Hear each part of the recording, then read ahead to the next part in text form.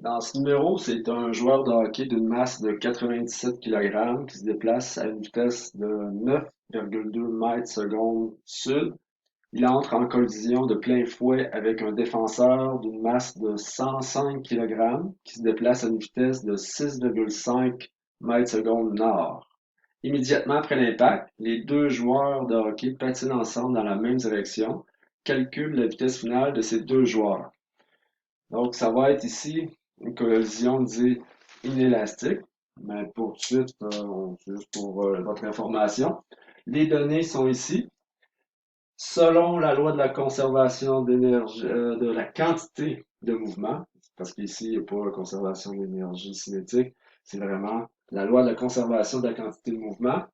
On va écrire ça comme ça. Donc, M1, V1 initial, plus là, la masse de mon deuxième objet, ou bien de la deuxième personne, V2 initial comme ça, bien sûr c'est vectoriel.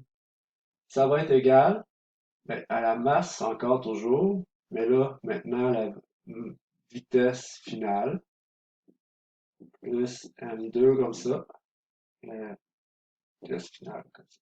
Donc ça ici, c'est la loi de la conservation de la quantité de mouvement. Maintenant, on est en train de me dire que j'ai mes vitesses initiales, j'ai mes masses, donc j'ai toute mon information ici. On me dit aussi qu'ils vont rester comme accrochés ensemble. Donc leurs vitesses finales sont les pareilles. Donc ça ici, c'est semblable. On va pouvoir comme sortir ça de là, puis remplacer ça par vitesse finale tout court. Donc on va écrire vitesse finale comme ça.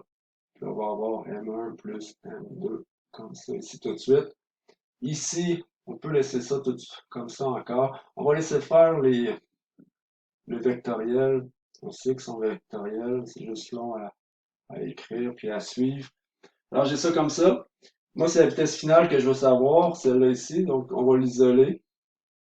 En l'isolant, qu'est-ce qu'il va avoir? Ça va être M1, V1I plus M2, V2I. Dans ce genre de problème-là, ça va être vraiment les indices. Faire suivre les indices tout le long, sans en oublier puis se tromper, parce qu'après, bon, c'est à savoir quelles données qu'on va aller remplacer par quoi. Alors, maintenant, je suis rendu à l'étape de remplacer.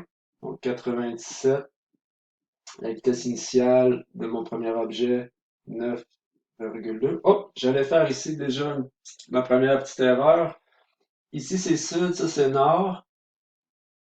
Donc, lui, on va la mettre nord. Alors, comme ça. Donc, la vitesse, ça devient négative parce qu'on va mettre tout ça comme si notre référent, il est nord. Ça veut dire que là, c'est une vitesse négative parce que dans le sens inverse. Donc, on va mettre notre petit négatif comme ça. Plus M2, 105 comme ça. Puis 6,5 de cette manière-là. Les deux masses, on les additionne ensemble parce que là, sont comme restés collés ensemble, les deux patineurs. On calcule ça ici. On arrive que la vitesse finale est négative 1,039 mètres seconde nord, parce que là, j'avais tout mis vers le nord. Mais là, le signe négatif me dit que c'est vers le sud. Donc, quand on vient écrire pour la petite phrase, c'est que après la collision, les deux joueurs patinent à une vitesse de VF comme ça, avec les chiffres significatifs de 1,0 mètres seconde. Là, vous voyez, j'ai enlevé le chiffre négatif. Donc, je suis en train de dire que c'est vers le sud. OK? Donc, finalement, même s'il était moins gros, le joueur, à 97 kg, au lieu de, il a comme frappé quelqu'un de 105, mais il allait quand même à une bonne vitesse, ce qui permet aux deux finalement de continuer vers le sud, mais à une vitesse de 1 mètre seconde.